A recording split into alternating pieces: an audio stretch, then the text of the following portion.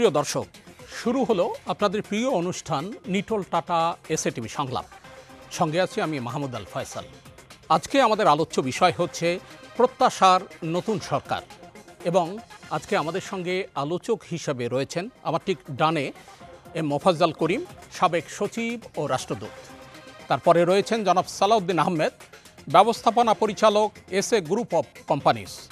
আমার ঠিক বামে রয়েছেন সাবেক সংসদ সদস্য এবং আমাদের এই বিতর্ক কিংবা আমাদের এই টকশোর আলোচিত মুখ গোলাম মাওলা রনি। তারপরে রয়েছেন সেন্টার ফর পলিসি ডায়ালগ সিপিডির senior research fellow Towfiqul Islam Khan. আমরা আজকে আলোচনা করব যে বিষয়টি নিয়ে, সেটি হচ্ছে প্রত্যাশার নতুন সরকার। আশায় বুক বাঁধে মানুষ, কিন্তু আশার ভেতরে যদি কোনো হতাশা ঢুকে তখন মানুষ কিন্তু দিকবিদিক হয়ে যায়।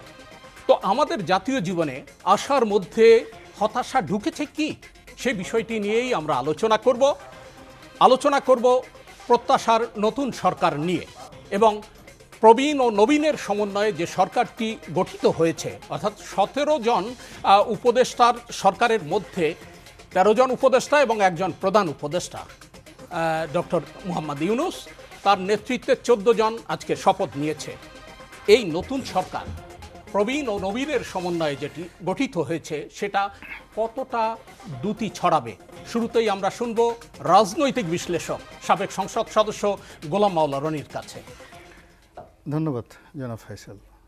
প্রথমত যে যারা আসছেন তাদেরকে স্বাগতম, কেননা বেশ কয়েকদিন যাবৎ পুরো দেশটি সরকারবিহীন অবস্থায় চলছে। তো এই যে 5 তারিখে একটা অপ্রত্যাশিত গণ অভ্যুত্থান, বিকজ পুরোটা দিন আমি মাঠে ছিলাম।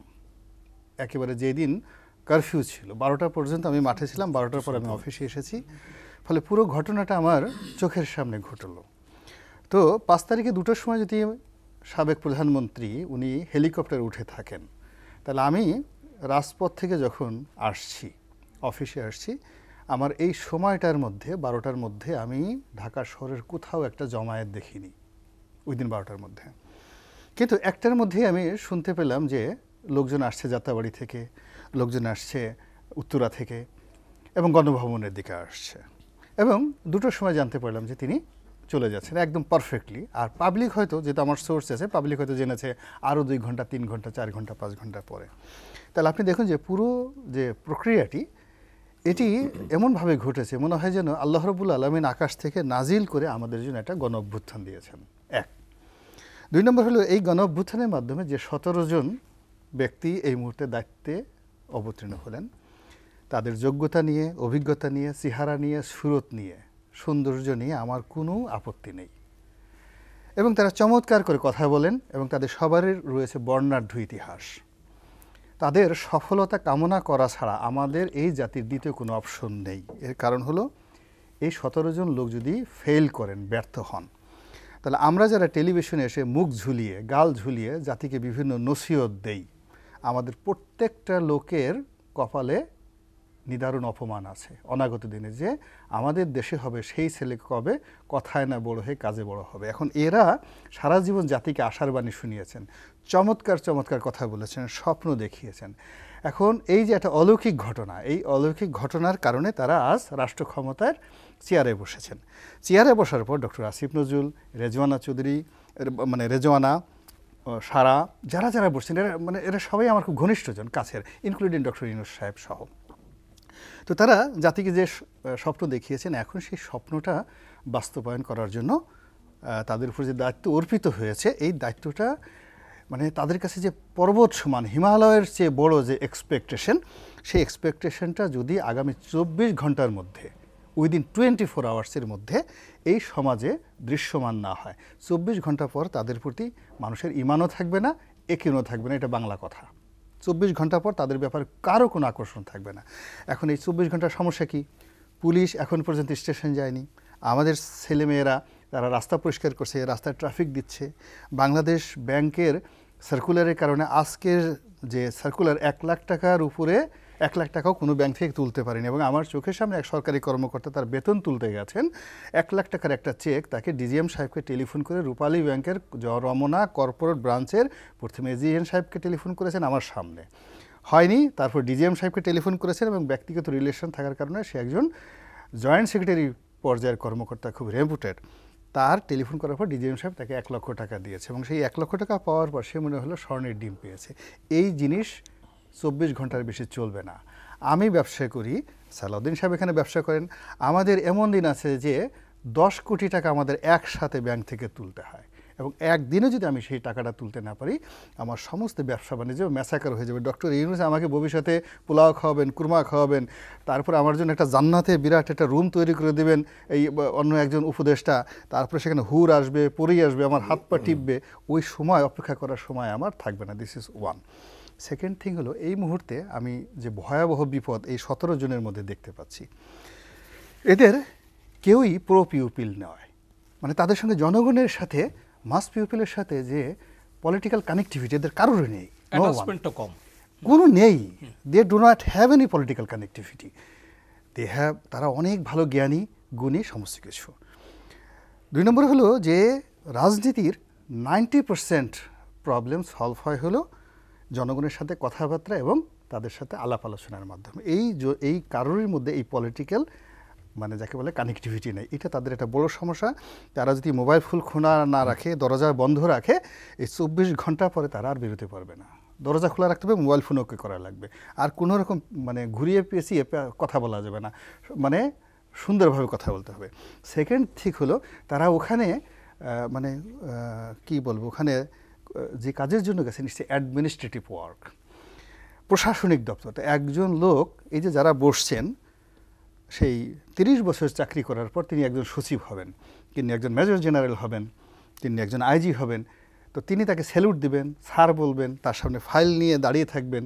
তো ওই জিনিসটা হজম করার জন্য শারীরিক মানসিক প্রস্তুতি দরকার। আমার বিশ্বাস তাদের সেই প্রস্তুতিটা এখন পর্যন্ত আজকে এই অনুষ্ঠান তাদের দেখে তাদের প্র্যাকটিস করতে হবে। আমি জাস্ট একটা সাধারণ কথা বলি, একজন প্রতিমন্ত্রী যখন প্রতিমন্ত্রী হয়ে গেল, স্বরাষ্ট্র প্রতিমন্ত্রী শামসুল হক টুকু, তো আমার কাছে গেল, যার পরে আমাকে বলতেছে যে রনি আমি তো মন্ত্রী হয়ে আসছি পার্লামেন্টে, ইন ফ্রন্ট অফ 20-30 জন লোক, আমি সাক্ষী দিয়ে বলতে পারবো সবার সামনে এই ঘটনা। তো বলছে আপনি মন্ত্রী হয়েছেন নাকি? আমি বললাম আপনি মন্ত্রী হয়েছেন নাকি, আপনাকে স্যালুট দেয়, পুলিশের আইজি স্যালুট দেয়? তা আমি বললাম যে, সে বলে যে হ্যাঁ দেয়। না রে ভাই, আমার পছন্দ হয় না। তো বলছে রনি তুমি কিন্তু আমার বলছে তোমার কাছে আমি টাকার জন্য গেছিলাম, আমার কিন্তু 5,000 টাকা দেওয়া নাই। তা আমি দূর মিয়া, আপনি নমিনেশন পাবেন আমি জানতাম নাকি? যদি জানতাম তাহলে তো আপনার আমি 50,000 টাকা দিয়ে দিতাম তখন। শামসুল হক টুকু তো বলছে ভাই তুমি হাসা কথা কই চাও, এই কথা সবাই আমারে বলে। তা এখন তারপরে আমি বললাম যে আপনাকে কি স্যালুট ঠেলুট দেয় নাকি? মানে দেয় না, মানে আমি বললাম না দেয় না, আপনাকে স্যালুট দিতে পারে না, আপনি দেখান তো কীভাবে স্যালুট দেয়। তো সে পার্লামেন্টে দাঁড়িয়ে দাঁড়িয়ে সে আমাকে দেখাচ্ছে, অভিনয় করে যে এইভাবে তাকে আইজি সাহেব স্যালুট দিচ্ছে। ভালো কথা। আমি নজরুল ইসলাম বাবু ডাকলাম, এই বাবু এদিকে আসো, এই ইকবালুর রহিম এদিকে আসো, এই মোরাজ্জং এদিকে আসো, দাঁড়াও দেখো টুকু সাহেবরে নাকি আইজি সাহেব স্যালুট দেয়, দেখো তো স্যালুটটা হয়েছে নাকি, আবার দেখান। এবং সে অভিনয় করে আবার দেখালো।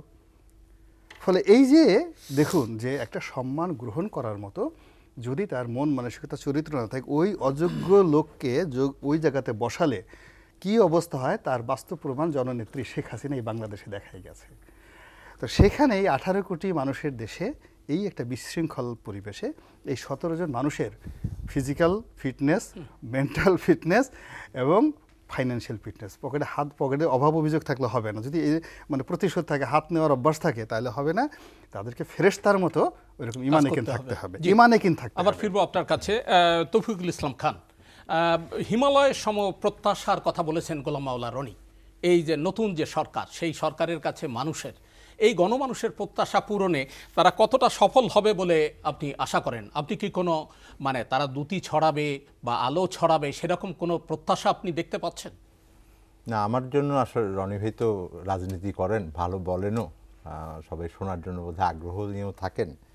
তো এই মুহূর্তে আসলে পারবেন কি পারবেন না এই জাজমেন্ট করাটা তো কঠিন। আমি অর্থনীতির লোক, আমি যেটা না, আমার প্রশ্নটা কিন্তু পারবেন কি পারবেন না সেটি না, কতটা দ্যুতি ছড়াবে বলে আপনি প্রত্যাশা করেন, সেটাই বলছি। কতটা আলোর বিচ্ছুরণ ঘটাবেন? হ্যাঁ, এটা আমি বলতে পারছি, মানে আমি বলছি যে উনি পারবেন কি পারবেন না, এইটা তো এখন তো আমাদের জাজ করার সময়ও না আর কি। আমরা যেটা জনি বলছেন যে আমরা আশা করতে হবে আমাদের, যে সেটা করতে হবে। আমি কেন বলি, যদি আপনি বলেছেন প্রত্যাশা যদি আমাদের হিমালয়ের সমান হয়, তাহলে অন্তত আল্পসের সমান তো সমস্যা আছে অবশ্যই। এবং এই আল্পসটা ধরেন প্রত্যাশাটা তো আমাদের তৈরি হয়েছে ধরেন গত এক সপ্তাহে হয়তো, বা তার থেকে কম সময়ে, কিন্তু সমস্যা তো আমাদের দীর্ঘদিন ধরে আছে। তো সেই সমস্যাগুলো কিন্তু এই আন্দোলনের আগেই যদি বলি, বা 1 মাস আগের কথাও বলি, তো 1 মাস আগেও তখন আমরা বলেছি যে এটা একটা বিরাট চ্যালেঞ্জের মুখে বাংলাদেশের অর্থনীতি আছে। এবং আমি প্রায় 2 দশক ধরে পেশাদারি দায়িত্ব পালন করছি অর্থনীতি বিশ্লেষণের। আমি এত বড় চ্যালেঞ্জিং সময় কখনো দেখি নাই। তো সেই অর্থে সেইটাকে ট্যাকেল দেওয়া এবং তারপরে যে কোনো আন্দোলন বা এক ধরনের আসলে বিপ্লবের মতো হয়েছে আর কি। তো সেইটার ফলে কিন্তু একটা অর্থনীতির স্বাভাবিকতা, যেটা সেই স্বাভাবিকতা চরমভাবে ব্যাহত হয়েছে। এখন এটা এই আন্দোলনকে মাধ্যমে যেই অর্জনটা, সেই অর্জনের কস্ট হিসেবে আপনাকে দেখতে হবে, যেটার জন্য আমাদেরকে করতে হয়েছে। এখন সেইটাকে যদি আমি চিন্তা করি, তাহলে মানে সেই সমস্যাকে আমার মোকাবেলা করার জন্য আমার প্রত্যাশা থাকবে। আমি 4টি জিনিসের কথা মনে করি যে ওনাদের মাথায় রাখতে হবে। একটা হলো যে খুব দেখেন, একটা ক্ষমতা শূন্যতা তো ছিল, ক্ষমতার ভিতরে একটা শূন্যতা ছিল। এটা অ্যাবসেন্টি যেমন ছিল, এখানে আপনার বলেছেন যে পুলিশ নাই, অনেকে কাজে যোগদান করে নাই, সেটা যেমন ছিল। এক ধরনের দ্বিধাদ্বন্দ্ব এটা তো ছিল, যেটা সার্বিকভাবে এইটার পরে এক ধরনের তো এনার্কি তৈরি হয়েছে, আইন শৃঙ্খলা পরিস্থিতির একটা অবনতি ঘটেছে। তো সার্বিকভাবে সেইটা কিন্তু স্বাভাবিক অর্থনৈতিক কর্মকাণ্ড হচ্ছে না, এটা আমরা সবাই জানি।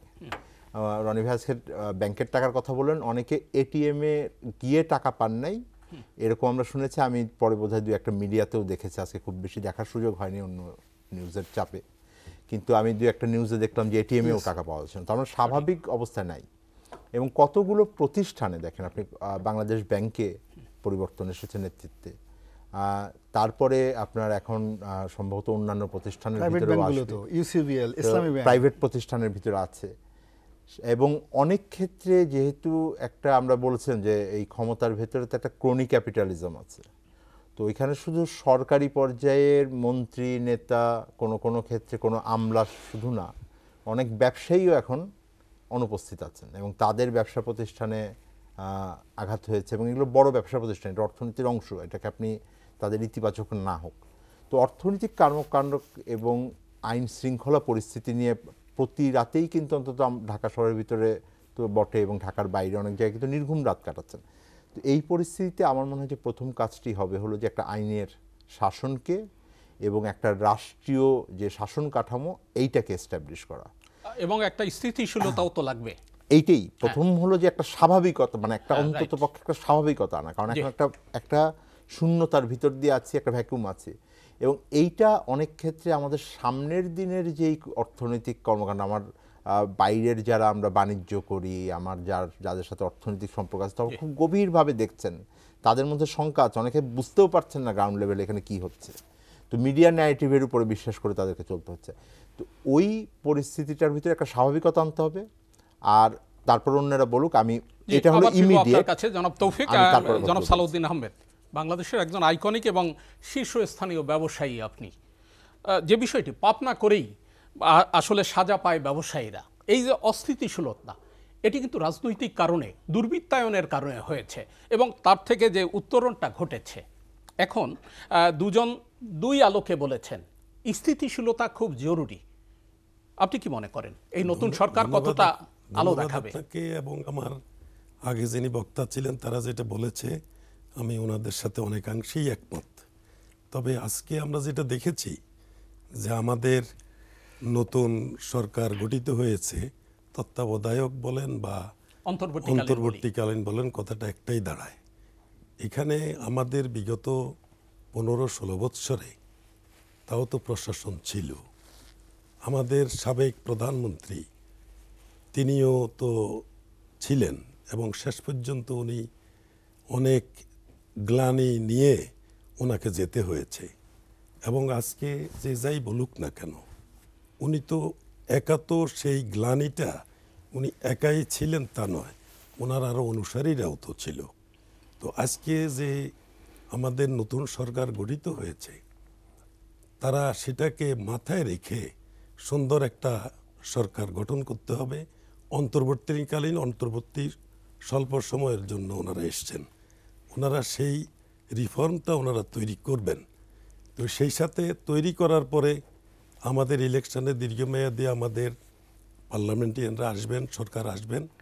তো সেইখানে আমাদের এটা মাথায় রাখতে হবে যে আমাদের যে গ্লানি, আমাদের যে অর্থনৈতিক মেরুদণ্ড আমাদের যে অনেকাংশে আমাদের দেশে নেই, আমাদের অনেক ক্ষতি হয়ে গেছে, এটার থেকে উত্তরণ ঘটাইতে হবে। এবং এই উত্তরণ ঘটাইবার জন্য আমাদের সুশাসন একটা ব্যবস্থা আমাদের চালু করতে হবে। তো আমাদের সাবেক প্রধানমন্ত্রী, তিনি যাদের দ্বারাই, যেই লোকজনের দ্বারাই তিনি সেই দেশের আশা আকাঙ্ক্ষা প্রতিফলন ঘটাতে পারে নাই, তো সেটাকে মাথায় রেখে তাদেরকেও সমানভাবে চিহ্নিত করতে হবে।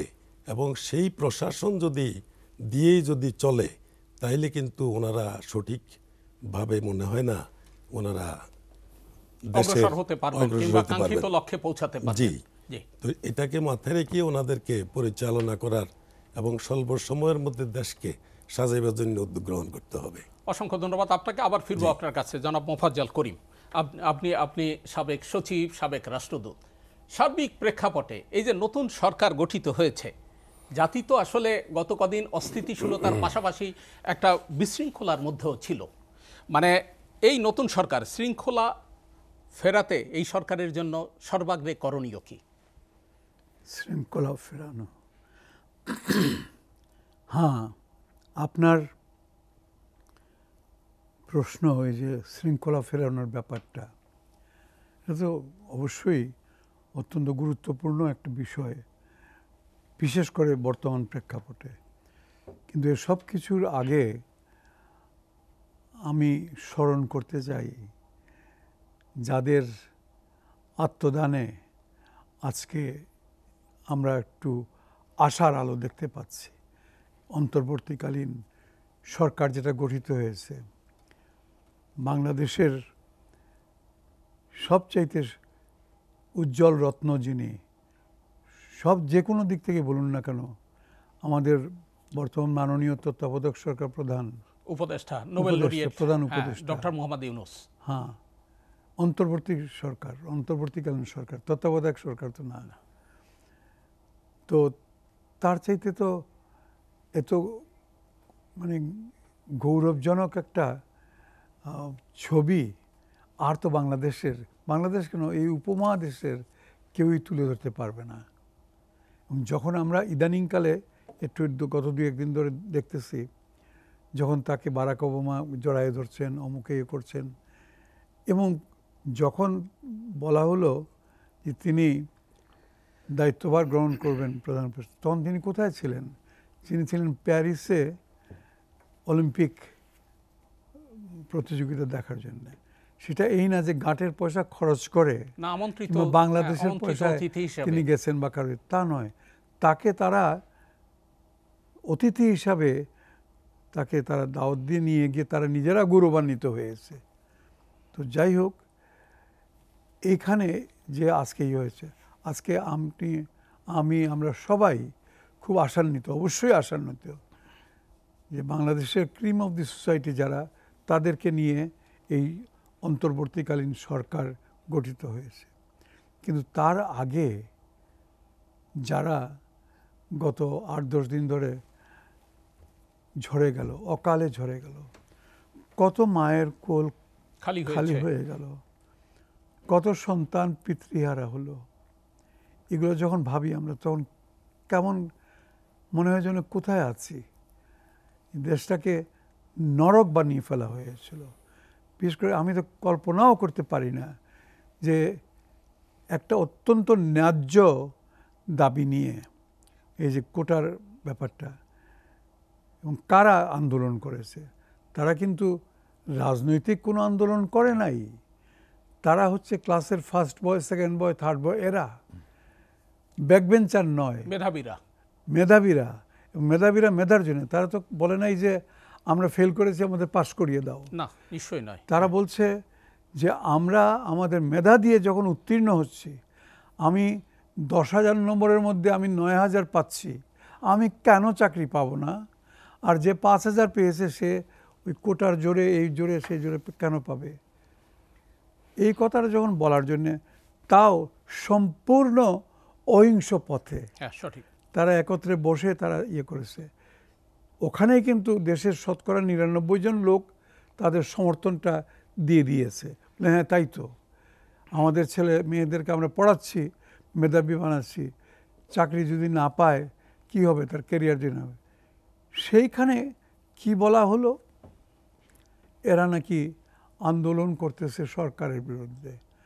এবং আমার কাছে, আমি তখন টেলিভিশন দেখছিলাম, আমাদের একজন নেতা বর্তমানে, যিনি এখন বোধহয় পলাতক না কোথায় জানি না, তিনি বললেন এদেরকে দমন করার জন্য ছাত্রলীগই যথেষ্ট। তওবা আস্তাগফিরুল্লাহ, এখানে ছাত্রলীগ আর ছাত্রদল এই সমস্ত আসে কোত্থেকে?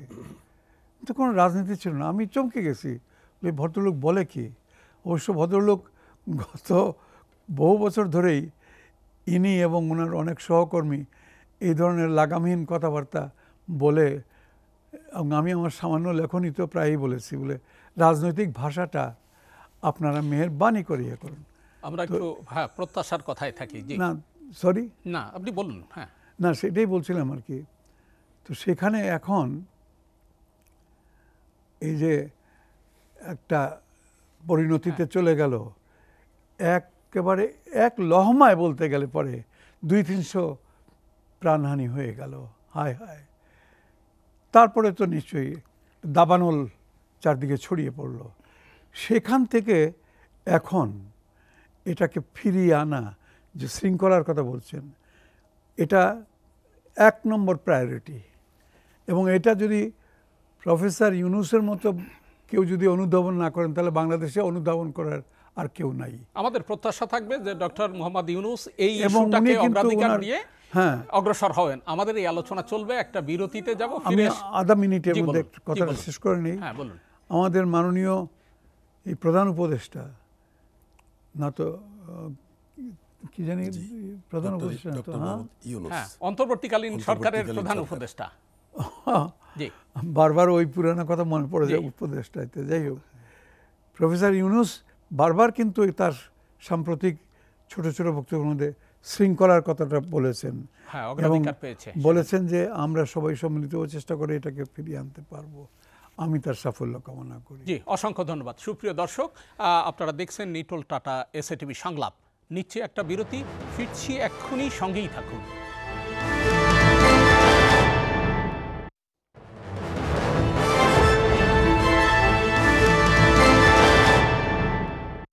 ফিরে এলাম নিটোল টাটা এসএটিভি সংলাপে। সঙ্গে থাকবার জন্য অসংখ্য ধন্যবাদ। দর্শক, আমরা আলোচনা করছি প্রত্যাশার নতুন সরকার নিয়ে। আমাদের 4 জন আলোচকই এর মধ্যে আলোচনা করেছেন, এবং যে বিষয়টি এসছে সেটি হচ্ছে হিমালয় সম তাদের কাছে জাতির প্রত্যাশা। আমরা যেটা মনে করি, জনাব গোলাম মাওলা রনি 17 জন উপদেষ্টা, কিন্তু 17 কোটি মানুষ কিন্তু তাদের পেছনে এখন।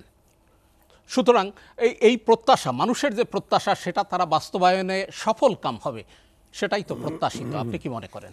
না, প্রথমত হলো কি, দেখেন, আমি এই বিরতির সময় চিন্তা ভাবনা করছিলাম, সেটা হলো এখানে সবাই লেখাপড়া জানে মানুষ। একটা ইংরেজিতে একটা শব্দ আছে, ইলিউশন, মানে কল্পনা করা, ইলিউশন। এই কল্পনা করে যদি আপনি কাউকে মানবের পরিবর্তে মহামানব মনে করেন, মানবকে যদি আপনি দানব মনে করেন, ওটার যে একটা ভয়াবহ পরিণতি, তার একটা বাস্তব উদাহরণ রয়েছে ইতিহাসে। ক্যাপ্টেন জেমস কুক, উনি এই আমেরিকার যে হাওয়াই দ্বীপপুঞ্জ হনলুলু, এই হাওয়াই দ্বীপপুঞ্জ উনি আবিষ্কার করলেন। তো ওখানে সব কালো কালো মানুষ থাকে, তো তারা এরকম সাদা মানুষ জীবনে দেখে নাই। তো সাদা মানুষ দেখার পরে তারা করলে কি, কোনো যুদ্ধ শুদ্ধ না করে তাদেরকে মনে করলো এরা আকাশ থেকে আসছে, এরা হলো দেবতা, এরা দেবতা, এবং অস্ত্র সমর্পণ করে সঙ্গে সঙ্গে সবাই আত্মসমর্পণ করে বসলে, এবং তাদেরকে দেবতা করে মাথায় নত করলো, নত করে না, মাথায় নিয়ে নাচা শুরু করলো। আমরা আল্লাহ, আকাশ থেকে দেবতা আসছে আমাদের জন্য, উদ্ধার করার জন্য। ক্যাপ্টেন জেমস কুক খুব বিখ্যাত, কলম্বাসের পরে যার অবস্থা, ভাস্কো দা গামাদের পর্যায়ে। কয়দিন পরে দেখা গেল যে এই ক্যাপ্টেন জেমস কুকের অসুখ হয়েছে, হাতে একটু ফোড়া ঠোড়া হয়েছে। তখন তারা বললো যে দেবতার তো অসুখ হয় না, দেবতার তো ফোড়া হয় না, এটা তো দেবতা না।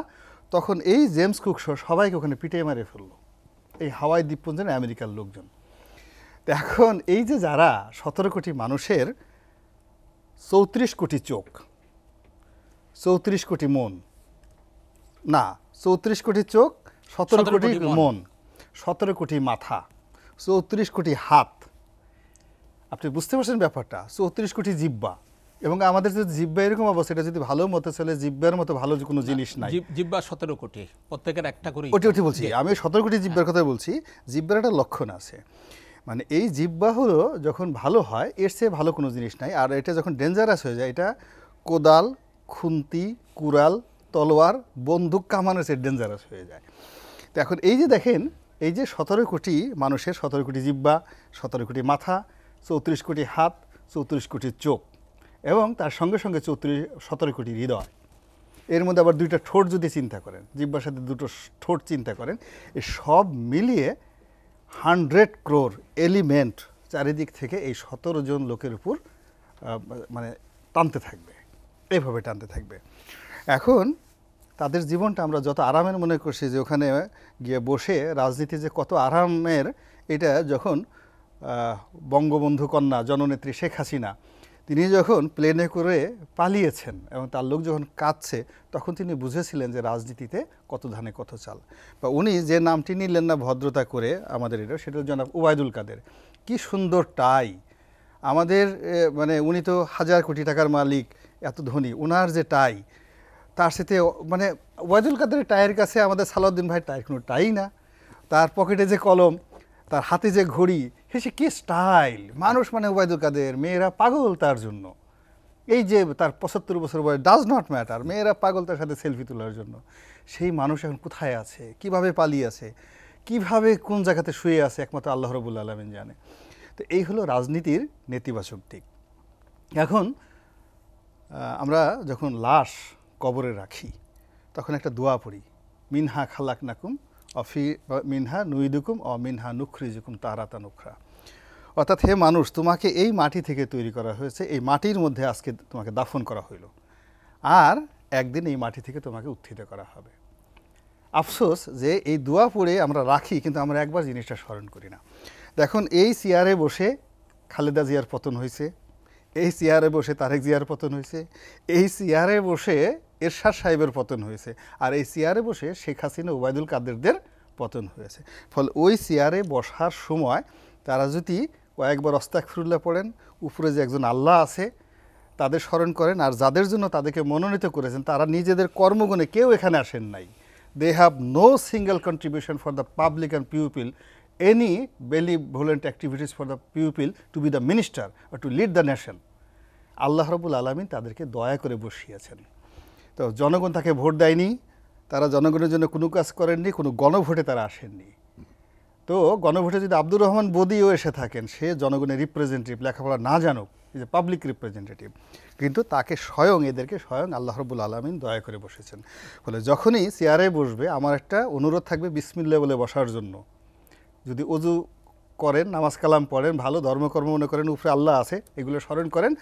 আর আল্লাহ যাদেরকে সে সেবা করতে তাদেরকে সুযোগ দিয়েছেন, ইটস অ্যান অপরচুনিটি, সেটা হলো আল্লাহর বান্দাদেরকে, খলিফাদেরকে, সেই তাদেরকে সেবা করার জন্য সে সারাদিন যদি জনগণকে সেভাবে সম্মান করেন, আশা করি এই বাংলাদেশের যে সময়টা তারা পেয়েছেন এবং যে রহমত বরকতের সময় পেয়েছেন, কিয়ামত পর্যন্ত তাদের এই কর্ম ইতিহাস হয়ে থাকবে, যদি তারা ভালো স্মরণ করবে, কিয়ামত পর্যন্ত তারা স্মরণ করবেন। এই বাংলাদেশের দ্বিতীয় মুক্তিযুদ্ধ বলা হয় এটা, তারা সবাই বীরশ্রেষ্ঠ হিসেবে আখ্যায়িত হবেন।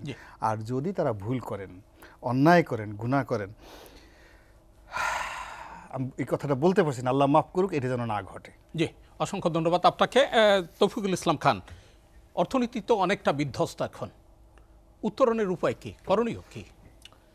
যেটা বলছিলাম যে আগেরবার, সেটা হলো যে একটা হলো, প্রথম হলো একটা আইনের শাসন এবং চেইন অফ কমান্ড, স্বাভাবিকতাকে নিয়ে আসাটা খুব জরুরি দরকার।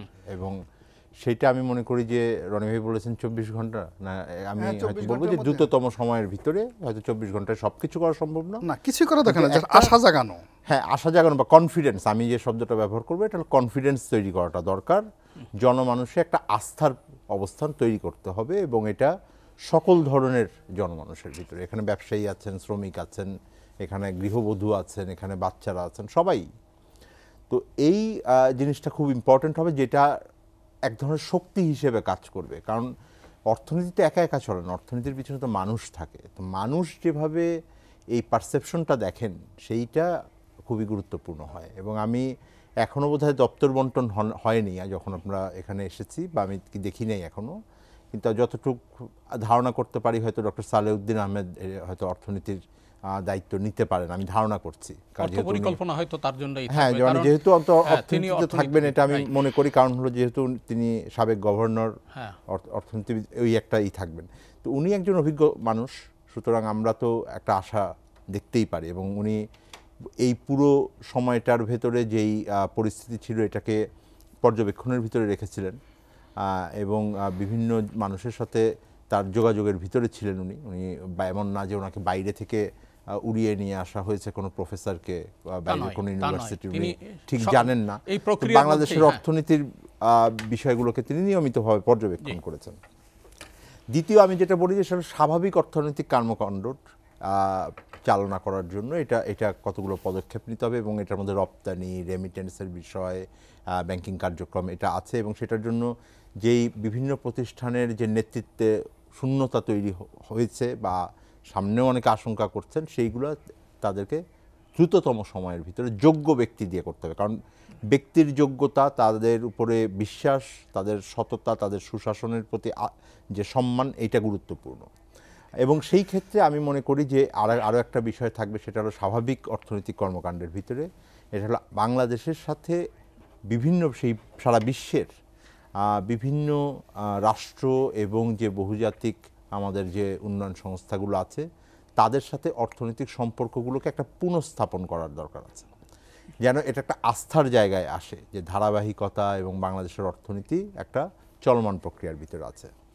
তৃতীয় যেই বিষয়টি আমি বলবো যে তাদের জন্য খুব জরুরি দরকার, সেটা হলো যে কতগুলো অর্থনীতি একটা চ্যালেঞ্জিং সময়ের ভিতরে ছিল, কতগুলো অর্থনৈতিক পদক্ষেপ এবং সংস্কার কার্যক্রম খুবই জরুরি ছিল। এর একটা অংশ আমি বলবো যে বিগত সরকার বাস্তবায়নের চেষ্টা করছেন, বিশেষত IMF-এর যে ঋণ চুক্তি আছে তার ভিতরে এটা আছে, কিন্তু আমরা মনে করি না যে এটা যথেষ্ট ছিল। সুতরাং সেই অর্থনৈতিক দৃষ্টিভঙ্গির ভিতরে এটা করার দরকার। এবং অনেক ক্ষেত্রে আগের সরকারের ক্ষেত্রে আমাদের যেটা বড় সমালোচনা ছিল, সেটা হলো তারা যথেষ্ট পরিমাণ যে অংশীজনরা আছেন তাদের সাথে আলোচনা না করা এবং এটার ভিতরে স্বচ্ছতা না রেখে করতেন। সুতরাং আমি মনে করি সেই জায়গাটাকে ওনাদের কার্যক্রম করতে হবে। এবং সর্বশেষ আমি এটা বলে শেষ করছি, সেটা হলো যে এই যে অর্থনৈতিক পরিস্থিতি এখানে আসলো, সেটার সবচাইতে বড় কারণ হলো আমরা মনে করি যে সুশাসনের অভাব ছিল, এবং এইখানে এক ধরনের আমি বলবো যে নীতি পদক্ষেপের ভুল ছিল, এবং কোনো কোনো ক্ষেত্রে এখানে গোষ্ঠী স্বার্থের একটা আমরা ছাপ ছিল অর্থনৈতিক পদক্ষেপে। এই কারণগুলো অনুসন্ধান করা এবং সেই সাথে এই ধরনের কর্মকাণ্ডের ভেতরে, দুর্নীতির ভিতরে যেই ধরনের ভুলগুলো ছিল সেগুলোকে ভালো করে দেখা, এবং সত্যিকার অর্থে বাংলাদেশের অর্থনীতির একটা বড় জায়গা ছিল যে এটার অ্যাকচুয়াল অবস্থাটা কি, এইটা নিয়ে একটা সংশয় আছে। আপনাদের মনে থাকবে যে এই চলমান আন্দোলন হয়তো একটু চাপা পড়ে গেছে। আমরা খুবই সম্প্রতি এই আন্দোলনের ঠিক আগে আমাদের রপ্তানির হিসাব কিন্তু কমিয়ে আনা হলো, একদিনে $13 বিলিয়ন। আমরা যেটা অনেক দিন আশঙ্কা করেছে যে তথ্য উপাত্তের সমস্যা আছে, একই রকম তথ্য উপাত্তের সমস্যা আমরা বিভিন্ন জায়গায় দেখেছি, আমাদের মূল্যস্ফীতি থেকে শুরু করে জিডিপির হিসাব পর্যন্ত, রিজার্ভ সহ বিভিন্ন জায়গায়। এটা বলে অনেক সময় লাগবে, আমি বুঝতে পারছি আপনি হচ্ছেন। এইটার একটা আমি মনে করি যে শ্বেতপত্র তৈরি করতে হবে এবং যোগ্য ব্যক্তি দিয়ে করতে হবে, এবং এইটাকে স্বাধীনভাবে করতে হবে, এবং এইটাকে যারা এটার সাথে সংশ্লিষ্ট, যেই সরকারি মেকানিজমের ভিতরে দিয়ে এটা তৈরি হচ্ছে, সেইটার থেকে বাইরে এনে এটাকে স্বাধীনভাবে তৈরি করে, অংশগ্রহণমূলকভাবে তৈরি করে, এবং তারপর এটাকে জবাবদিহিতার ভিতরে আনা এবং স্বচ্ছতার ভিতরে প্রকাশ্যভাবে, যেটা পাবলিক হিয়ারিং বলেন, প্রকাশ্যভাবে এটাকে ব্যবহার করা, যেন সবগুলো কার্যক্রম যদি এই সরকার নাও নিতে পারে, সামনের দিনে যে সরকার আসবে তাদেরকে নিতে হবে, পথ পরিক্রমা তৈরি হবে। জি, আমাদের এই আলোচনা চলবে, কিন্তু আরেকটি বিরতিতে যাব, ফিরে এসে আবার আপনাদের দুজনকে শুনবো। দর্শক, আপনারা দেখছেন নিটোল টাটা এসএটিভি সংলাপ, নিচ্ছে আরেকটি বিরতি, সঙ্গেই থাকুন।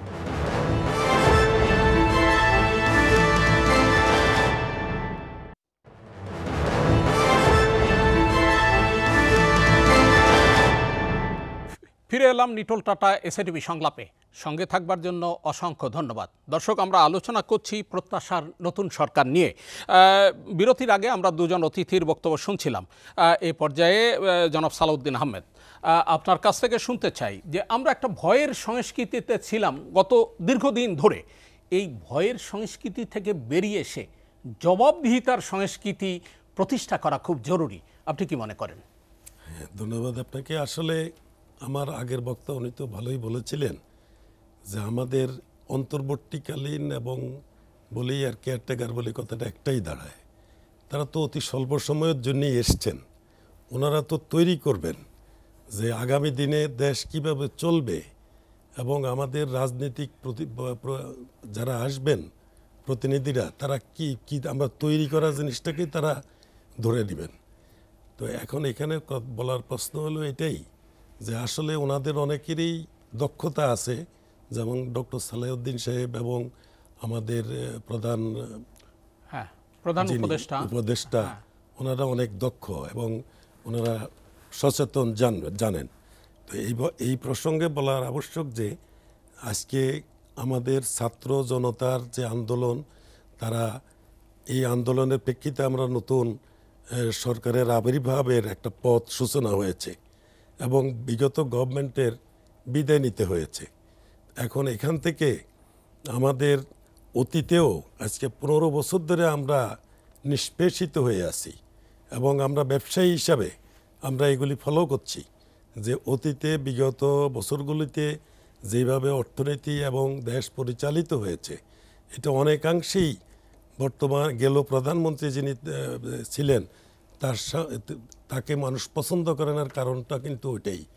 তো সুতরাং আমাদেরকে এই সঠিকভাবে দেশ পরিচালনার স্বার্থে আমাদের সঠিক সরকার, পরবর্তী সরকার যে এসে যেন আমাদেরকে পরিচালনা করতে পারে, সেই জন্য আমাকে রাস্তা তৈরি করা। এবং যে জিনিসটা বলা দরকার যে বিগত প্রধানমন্ত্রী বা রাষ্ট্র যিনি পরিচালনা করেছেন, তার সময়ে আমি আগেও বলেছি যে উনি তো একাই দোষী নয়। তো সুতরাং বিগত দিনে আমরা যেটা দেখছি, মন্ত্রণালয় বলেন, অধিদপ্তর বলেন, বিভিন্ন ইয়েতে আপনার এক মিনিস্ট্রিকে ভেঙে 2-3টা মিনিস্ট্রি করা হয়েছে। তারপরে বিভিন্ন অধিদপ্তরকে ভেঙে পরিদপ্তর করা হয়েছে। নৌবাহিনী শোকস থেকে তাকেও ভেঙে ভেঙে তারা সুবিধা মতো এগুলি তৈরি করেছেন। একটা থানাকে ভেঙে 4-5টি থানা একটা থানাকে ভেঙে 2-3টাও করেছেন। এক ঢাকাকে ভেঙে 2টা ঢাকা করেছেন। কিন্তু এগুলি কি জনগণের স্বার্থে করেছেন? আমি তো মনে করি যে এটা ওনারা জনগণের স্বার্থ রক্ষিত হয় নাই, এবং সেটা জনগণের স্বার্থের পরিপন্থী হওয়াই আজকে যে যেমন ঢাকাকে 2টা করলো। কিন্তু আমরা কি সিটি কর্পোরেশন থেকে সেই সুবিধা কি আমরা পেয়েছি? পাই নাই। তারপরে মনে করেন আমরা বিগত 15 বছরে আমরা যেটা দেখছি, যেমন আগে একটা ট্রেড লাইসেন্স 200-300 টাকায় একটা ট্রেড লাইসেন্স করতে পারত, সেটা এখন 20,000-25,000 টাকা। এবং সব কিছুতে এই ধরনের জনগণের প্রতি মানে একটা চাপিয়ে দেওয়ার সংস্কৃতি গড়ে উঠেছিল, অনৈতিকভাবে জনগণকে বসিয়ে দেওয়ার মতো এবং অনৈতিক সুবিধা আদায়ের জন্য তারা ছিল।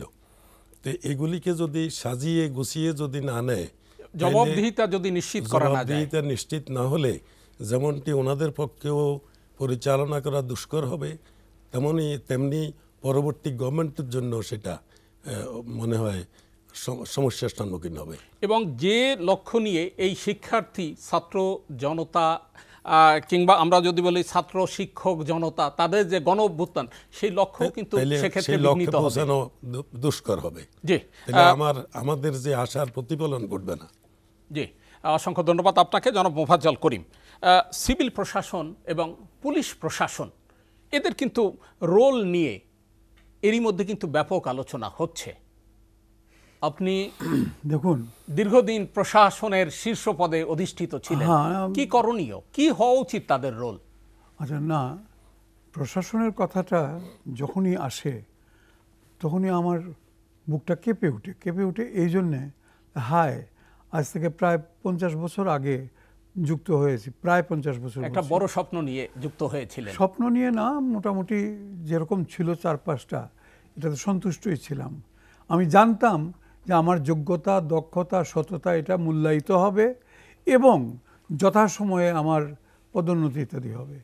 এটা যে পাকিস্তানি প্রশাসনকে আমরা গালাগালি করি অন্য কারণে, অবশ্য রাজনৈতিক কারণে, সেই সময়ে আমাকে এটা চিন্তা করতে হয় নাই, আমার কোনো পূর্বসূরিকে চিন্তা করতে হয় নাই। আমার জানতাম আমি যে ওখানে ন্যায় বিচার হবে বা ওখানে একটা পদ্ধতির মাধ্যমে, আইন কানুনের মাধ্যমে চলবে। কিন্তু তারপর স্বাধীন বাংলাদেশে, বাংলাদেশ হওয়ার পরেও কিন্তু যখন বঙ্গবন্ধু যখন এখানে শাসনভার গ্রহণ করলেন, প্রধানমন্ত্রী হিসাবে প্রায় 4 বছর ছিলেন, তখনও কিন্তু, এবং এটাই আশ্চর্যের বিষয়, কেউ বিশ্বাস করবে না, কারণ বঙ্গবন্ধুর কন্যা এবং তারই দলের লোকেরাই তো পরে শাসন ব্যবস্থা চালালো, অথচ বঙ্গবন্ধুর সময়ে কোনো রকমের ইন্টারফিয়ারেন্স ছিল না। 74 ইংরেজি সালে, 1974, স্বাধীনতা 3 বছর পরে, কুষ্টিয়া যখন দাবানলের মতো জ্বলতেছিল, আগুন জ্বলতেছিল, তখন তিনি আমাকে ডেকে নিয়ে বলেন, বাবা তুমি যাও কুষ্টিয়াতে, ডিসি হিসেবে পাঠালো।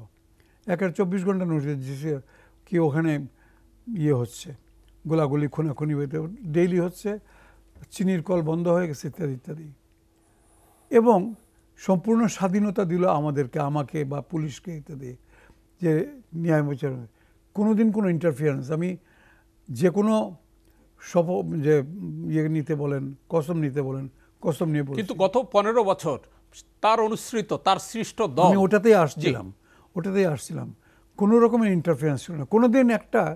আপনার, আমি তখন কুষ্টিয়া থেকে খুলনা গেছি ডিসি হিসেবে, খুলনা থেকে পরে অবশ্য পরবর্তী পর্যায়ে তখন আর বঙ্গবন্ধু নাই, 80-র দশকে বৃহত্তর ঢাকায়ও ডিসি ছিলাম।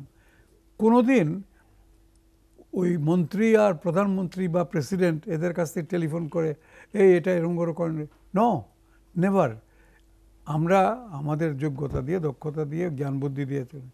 কিন্তু সম্পূর্ণ গণেশ উল্টে গেল 90 দশকের মাঝামাঝি, যখন আমরা তথাকথিত স্বৈরশাসকের হাত থেকে মুক্তি পেলাম, অর্থাৎ এরশাদ সাহেবকে বিদায় করলাম। এরশাদ সাহেবের গুণকীর্তনও করছি না, দোষারোপও করছি না, করার দরকারও নাই। তবে সত্য যেটা সেটা বলবো, তার সময় প্রশাসনটা ঠিক ছিল, এটা আপনারাও মানবেন। দেশের ন্যায় বিচার ছিল, প্রশাসন ছিল। এরপরে আসলো বিএনপি সরকার, খালেদা জিয়া আসলেন, আস্তে আস্তে অবক্ষয় শুরু হয়ে গেল, রাজনীতিকরণ করা হলো, স্বৈরাচার বিরোধ করে।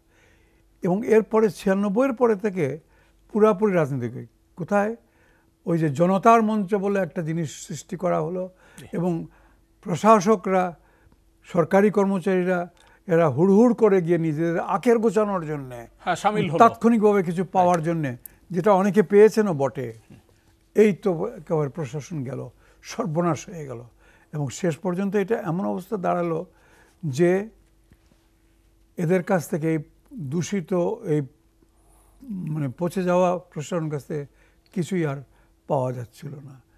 সেইখান থেকে আস্তে আস্তে যেতে যেতে এই পর্যায়ে এসছে, এবং আমার মূল্যায়ন হচ্ছে বর্তমানে যারা আজকে যারা নিলেন, আজকে নাকি এটা, হ্যাঁ আজকে তো, মানে যারা ক্ষমতা গ্রহণ করলেন, মাননীয় ডক্টর মোহাম্মদ ইউনূসের নেতৃত্বে, ডক্টর ইউনূসের নেতৃত্বে যে এখন 14 জন শপথ নিয়েছেন, তারাই তো এখন, হ্যাঁ, যাদেরকে নেওয়া হয়েছে এরা প্রত্যেকে যার যার লাইনে নাম দিচ্ছে বলে বলার দরকার নাই, প্রত্যেকে কিন্তু যার যার লাইনে অত্যন্ত অভিজ্ঞ, দক্ষ এবং সুনামের সঙ্গে চাকরি করেছে বা সুনামের সঙ্গে তাদের কেরিয়ার চালিয়ে গেছে।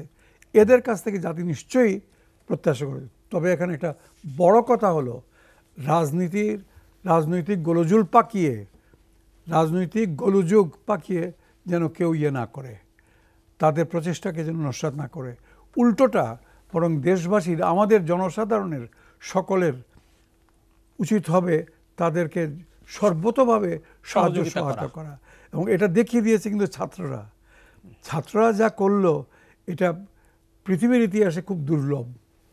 আমাদের দেশের তরুণ ছাত্র, তার কারণ কি আমি যেটা বলি, মূল্যায়ন করি, তার কারণ এরা সমস্ত মেধাবী, শতকরা 80-90 নম্বর পাওয়া ছেলেরা ও মেয়েরা ওখানে ছিল। মেয়েরা দেখেছেন মানে তাদের আদর্শ কীরকম ছিল, ঝাঁপিয়ে পড়েছে। তো যাই হোক, আশা করি এই আদর্শটা যেটা এই গত 2-3 সপ্তাহে স্থাপিত হয়েছে এটাই থাকবে এবং এটাই ভবিষ্যতে মেধার মানে বিকাশ ঘটবে, সেটাই আমাদের প্রত্যাশিত। আমাদের আলোচনা চলবে আরেকটা বিরতিতে, সবশেষ বিরতি, সেটি নিয়ে আবার ফিরবো আপনাদের কাছে। সুপ্রিয় দর্শক, নিটোল টাটা এসএটিভি সংলাপ আপনারা দেখছেন, নিচ্ছি সবশেষ বিরতি, ফিরবো এক্ষুনি, সঙ্গেই থাকুন।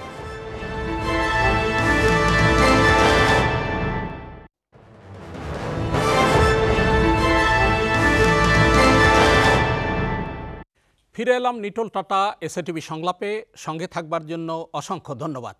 দর্শক, আমরা আলোচনা করছি প্রত্যাশার নতুন সরকার নিয়ে, যে অন্তর্বর্তীকালীন সরকার এবং 17 সদস্যের উপদেষ্টা পরিষদের মধ্যে 14 জন শপথ নিয়েছেন।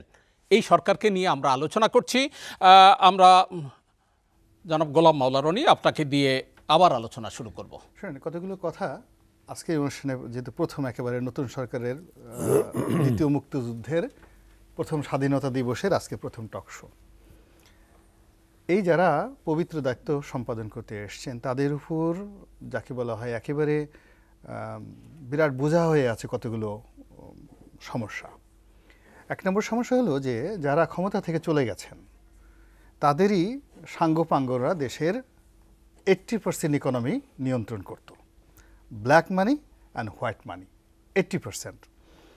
এদের শিল্প কলকারখানাগুলো যদি এই মুহূর্তে মানে চালু করা না যায়, এদের লোনগুলো যদি রেগুলাইজ করা না যায় এবং এগুলো যদি শুধুমাত্র প্রতিহিংসার বশবর্তী এগুলো সব বন্ধ করে দেওয়া হয়, তাহলে যারা পালিয়ে গেছে ওদের লাভ হবে, আর লক্ষ লক্ষ মানুষ বেকার হবে এবং আমেরিকার সমস্ত ফেডারেল রিজার্ভের সব টাকা বাংলাদেশ ব্যাংকে দিলেও এই ইকোনমি দাঁড়া করানো সম্ভব হবে না। অতএব there must be liberal economic deal.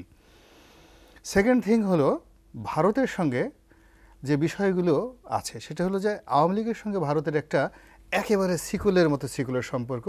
যে গুজবগুলো ছিল যে অনেক ভারতীয় লোক আমাদের পুলিশে চাকরি করত, হিন্দিতে কথা বলতো, এই গুজবগুলো ছিল এবং তারা প্লেনে করে চলে গেছে, এরকম ছবি আমরা দেখতে পাচ্ছি। প্রধানমন্ত্রী গণভবনে অনেক ভারতীয় মানে ব্ল্যাক ক্যাটের বাহিনী ছিল তাকে দেওয়ার জন্য। এই জিনিসগুলো বাংলাদেশে প্রচণ্ড রকমভাবে গুজব আকারে ছড়িয়ে আছে, সত্য মিথ্যা আমরা জানি না। এবং যদি ঘটনা তাই হয় তাহলে এই ভারতের একটা বিরাট থ্রেট, 80% ইকোনমি যাদের হাতে নিয়ন্ত্রিত হতো তাদের অর্থ এবং তাদের মাসেল, এই পুরো জিনিসগুলো সরকারি মেশিনারিজের বিরুদ্ধে, এই সরকারের বিরুদ্ধে, এদের বিরুদ্ধে কাজ করবে। এবং এটা মাথায় রেখে তারা যে জনগণ তাদেরকে ক্ষমতায় বসিয়েছে, এই প্রো পিউপিল অ্যাক্টিভিটিস তাদের যত ভালো হবে তারা তত টিকবে। এরপরে কতগুলো, যেটা আমি প্রথমে বলছিলাম যে আগামী 24 ঘন্টার মধ্যে তাদের এমন কিছু চমকপ্রদ কাজ করতে হবে যে কাজগুলো নিয়ে মানুষের মনের আশার সঞ্চার হয় যে না, তারা অনেস্ট। তাদের 1 নম্বর কাজ হলো, এই কথাটা বলা হয়েছে অন্তর্বর্তীকালীন সরকার, এই কথাটা অস্বচ্ছ, অনির্দিষ্ট। এখন অন্তর্বর্তীকালীন দরকার ইন্টারিম গভর্নমেন্ট। এখন এটা কি, এই যে 5 বছরের জন্য যে সরকারটা নির্বাচিত হয়েছে তার মধ্যে যে 6 বছর 6 মাস ক্ষমতা তারা দায়িত্ব পালন করবে, বাকি 4.5 বছর কি তারা ক্ষমতায় থাকবে, নাকি অতীতের তত্ত্বাবধায়কের মতো 180 দিনের জন্য তারা ক্ষমতায় থাকবে? দ্যাট শুড বি স্পেসিফাইড যে আমি এই কতদিনের মধ্যে এই কাজগুলো করব, এই কথাগুলো তাদেরকে বলতে হবে এবং আগামীকালই বলতে হবে। এরপরে যে জিনিসটা আছে যে তারা যদি খুব বেশি, যেমন মানুষের শেখ হাসিনাকে আমরা তাড়ালাম কেন? সে আমাদেরকে ভোট দিতে দেয়নি, সে আমাদেরকে কথা বলতে দেয়নি এখন আজকে আমি যে ভাষায় কথা বলছি, কালকে নিয়ে যদি আমাকে আচ্ছা মতো গুতানো হয় এই ভাষায় কথা বললি কেন, তাহলে আমি আর কালকে থেকে বলতে পারবো না, শেখ হাসিনার মতো তাদের পরিণত হয়ে যাবে। এই যে টেলিভিশনে আপনি আছে কত সুন্দর শোট টাই পরে আসছেন, কতদিন পরে আপনাকে এখানে বসতে দেওয়া হয়নি, আপনার টেলিভিশনে আপনি বসতে পারেন নাই। হোয়াই? যারা এই কাজগুলো করেছে, এই সরকার সেই কাজগুলোকেও করবে না কালকে থেকে। That should be openly declared যে দিস মিডিয়া, এই দেশের মিডিয়া ইন্ডিয়ার মতো হবে, এই দেশের মিডিয়া আমেরিকার মতো হবে। থার্ডলি হলো এই যে ডিবি অফিস, ডিবি হারুন, এরপরে আয়নাঘর, যেই জিনিসগুলো মানুষের মধ্যে গুম, ওই যে কেউ বলতেছে র্যাব 1-এর নিচতলাতে ওরকম আয়নাঘর আছে, এই জিনিসগুলো ওপেন করে দিতে হবে যে দেখো কি আছে। তারপরে এই যে আয়নাঘরে যাদেরকে বের করা হয়েছে, বলতে হবে ব্রিগেডিয়ার আজম আজমি, গোলাম আজম সাহেবের ছেলেকে কারা ধরেছে, কারা মেরেছে, কিভাবে সে এতদিন রইল। এই ভদ্রকের ওয়াইফ অন্য জায়গায় বিয়ে হয়ে গেছে, আপনার তার জীবন জাহান্নাম হয়ে গেছে। এই যে মীর কাসিম সাহেবের ছেলে, একে বাবাকে ফাঁসি দিয়ে মারা হলো, বাবাকে ফাঁসি দিয়ে মারা হলো, সন্তান শোক প্রকাশ করবে, একটু কান্না করার সুযোগ পায় না, তাকে ধরে নিয়ে আয়নাঘরে ঢুকাই রাখছে। কারা ঢুকালো, কেন ঢুকালো, প্রত্যেকটা লোকের দৃষ্টান্তমূলক শাস্তির কথা আগামীকালই বলতে হবে। এরপরে যে জিনিসটা আসে সেটা আমি একে লিখেছি। আমাদের যেমন পুলিশ, ব্যাংক, শেয়ার মার্কেট, এই তিনটে নিয়ে প্রচণ্ড বদনাম, পুলিশের বদনাম, ব্যাংক এবং শেয়ার মার্কেট। এই লোকগুলোর দায়িত্বপ্রাপ্ত যারা আছে কালকের মধ্যে বলতে হবে যে এই জায়গাতে আমরা কি কি করব। এরপরে যেটা আছে, বিএনপির বিরুদ্ধে 50 লাখ মামলা দেওয়া আছে, এবং যারা এই কয়েকদিনে যেভাবে বুলেট আকারে এই আন্দোলন শুরু হওয়ার পর যাদেরকে গ্রেপ্তার করা হয়েছে, তাদেরকে যেভাবে ছেড়ে দেওয়া হয়েছে, এই 50 লাখ মামলা উইদিন 5 ওয়ার্কিং ডেসের মধ্যে এগুলো প্রত্যাহার করতে হবে। এরপরে যেটা রয়েছে, র্যাবে এই জিনিসগুলো করার পর জনগণের একটা আশা আকাঙ্ক্ষা চলে আসবে। আর আমরা ওই যে উনি বললেন যে আমরা ডক্টর ইউনূসকে মনে করি জাস্ট লাইক অ্যাঞ্জেল, সারা পৃথিবী তাকে সম্মান করছে, ওই আমেরিকার প্রেসিডেন্ট তাকে গলায় মালা পরায় দিচ্ছে, তারপরে ফ্রান্সের প্রেসিডেন্ট তাকে বুকে জড়ায় ধরছে।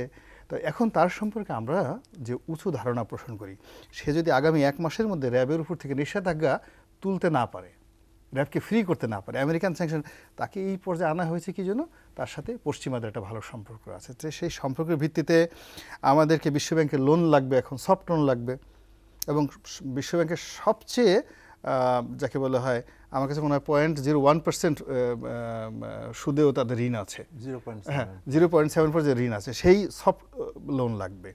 আমাদের IMF-এর সফট লোন লাগবে, এখানে এই হার্ড লোনে আমাদের হবে না। এবং এই বছরের যে ইকোনমি এখন যে পর্যায়ে আছে, আমি যেহেতু ব্যবসা বাণিজ্যের সঙ্গে আছি, এই ব্যবসা বাণিজ্যের সঙ্গে থাকার কারণে এই বছরের ওয়ার্কিং ইয়ারে আমাদের $50 বিলিয়ন এই মুহূর্তে লাগবে শুধু ট্রানজ্যাকশন করার জন্য। ফলে রিজার্ভে যদিও আগামী 1 মাসের মধ্যে অন্ততপক্ষে $5 থেকে $6 বিলিয়ন যুক্ত না হয়, ইউনূস সাহেবের কোনো রেপুটেশন থাকবে না। এরপরে যেটা সবচেয়ে বড় ব্যাপার হলো, এই গ্রুপের মধ্যে আমাদের এখন পুরো দেশটা চালাচ্ছে ব্যবসায়ীরা। আমি এই তত্ত্বাবধায়ক সরকার বা ইন্টারিম গভর্নমেন্ট যেটাই বলেন না কেন, এর মধ্যে কোনো ব্যবসায়িক নেতা, ব্যবসা বাণিজ্য ভালো বুঝেন বা জনপ্রিয় বিজনেস পার্সোনালিটি, যেমন আগে ডক্টর মঞ্জুর এলাহি ছিলেন, তো এইরকম যারা ব্যবসায়িক নেতৃবৃন্দ আছেন তাদের মধ্য থেকে সরকারের অন্তর্ভুক্ত ছিলেন, কিন্তু এইবার আমি তাদের কাউকে দেখতে পেলাম না। এখন এই মুহূর্তে তো আসলে ব্যবসা বাণিজ্য কর্মসংস্থান আমাদের দরকার, সেরকম দেখতে পেলাম না। সেনাবাহিনীর রিপ্রেজেন্টেশনে ব্রিগেডিয়ার সাখাওয়াত সাহেবকে দিয়েছেন, he is a old model, কেন IKB ইকবাল করিম ভূঁইয়া আসলো না? তা আমি মনে করি পুলিশের মধ্যে পুলিশের কোনো রিপ্রেজেন্টেশন নাই, অথচ এই মুহূর্তে পুলিশের রিপ্রেজেন্টেশন দরকার। সেখানে নূর মোহাম্মদ সাহেবের মতো স্মার্ট লোক সেখানে আসতে পারতো। সিভিল সার্ভিসের কোনো রিপ্রেজেন্টেশন সেখানে নেই। তো এখন সব মিলিয়ে এখন যে 17 জন আসছে, এটা 34 জন হলে আমাদের কোনো অসুবিধা নেই, 50 জন হলে কোনো অসুবিধা নেই, কিন্তু প্রত্যাশার পূরণটি আমরা চাই। রাইট, সেটা আমরা চাই। অসংখ্য ধন্যবাদ। জনাব তৌফিকুল ইসলাম খান। আমি মনে করি যে আমি অর্থনৈতিক দিকটাই বলি, অর্থনৈতিক দিকটা কারণ চ্যালেঞ্জিং। তো একটা হলো যে দুটো, মানে আমার মনে হয় 3টা সেগমেন্ট রয়েছে এখন প্রত্যাশার। একটা সেগমেন্ট হলো যে ইমিডিয়েট আইন শৃঙ্খলা, এটাকে একটা অর্ডারে নিয়ে আসা, চেইন অফ কমান্ডে চলে গেছে, এইটাকে একটা ট্র্যাকে নিয়ে আসা, এটা আমি মনে করি যে একটা আছে। দ্বিতীয় একটা প্রত্যাশা, এটা হলো ইমিডিয়েট। মোর লং টার্মের প্রত্যাশাগুলো আমরা জানি যে যেটা ছাত্ররা আন্দোলনের সময় বলেছে, আমরা রাষ্ট্রের সংস্কার চাই, এবং এমন সংস্কারের কথা ওনারা বলেছেন যেটাকে ঠিক পরিবর্তন বলা যায় না, আমরা যেটা বাংলায় বলি রূপান্তর, অর্থাৎ চেঞ্জ হলে হবে না, আমরা বলেছি ট্রান্সফরমেটিভ চেঞ্জ লাগবে বা ট্রান্সফরমেশন লাগবে। তো ওইটা আমার মনে হয় যে more in the medium term হবে। এখন শর্ট টার্মে যেটা দরকার সেটা হলো অর্থনীতির চাকা যদি হয়, মানুষের পেটে যদি ভাত থাকে, মানুষ যদি এই সাথে আসে, সেইটা হলো ইম্পর্টেন্ট। এবং ধরেন মূল্যস্ফীতির কথাই বলি, একটা তো চরম জায়গায় গেছে না, এইটা তো একটা জায়গায়। তো আমি মনে করি 3টা বিষয় খুব গুরুত্বপূর্ণ যেটা ওনাকে করতে হবে অর্থনৈতিক ইস্যুতে। একটা হলো যে এইটা অর্থনীতির ভিতরে একটা স্থিতিশীলতা আনা। এটা বিগত সরকারও এটা নিয়ে যথেষ্ট পরিমাণ আমি মনে বলবো যে বেগ পাচ্ছিলেন, তাদের কোনো ক্ষেত্রে ভুল নীতি, কোনো ক্ষেত্রে তাদের না করতে পারার কারণে। কিন্তু এটা কঠিন কাজ, এবং গ্লোবাল অর্থনীতি, এটার মধ্যে জিও পলিটিক্স আছে, জিও ইকোনমিক্স আছে, এটার মধ্যে গ্লোবাল ইকোনমি আছে, এটার মধ্যে দেশীয় এলিমেন্ট আছে। দ্বিতীয় আমি মনে করি যেটা, সেটা হলো যে যেই আন্দোলনের যেই টাইটেলটা ছিল প্রথমে, এটা অনেকে আমরা বলি যে কোটা বিরোধী, কোটা সংস্কার, এই ধরনের শব্দ আমি ব্যবহার করেছি। ওনারা কিন্তু বলেছেন ওনারা বৈষম্য বিরোধী ছাত্র আন্দোলন, না বৈষম্য বিরোধী আন্দোলন। বৈষম্য যে আছে আমাদের অর্থনৈতিক উন্নয়নের ভিতরে, এইটা আমরা বড়ভাবে গত 2 বছরে, বিশেষ করে 2-3 বছরে আমি বলেছি, এবং সেটা বিভিন্নভাবে এটাকে প্রকাশ পেয়েছে, এবং এইটা নিয়ে মানুষের মধ্যে অসম্ভব ক্ষোভ আছে।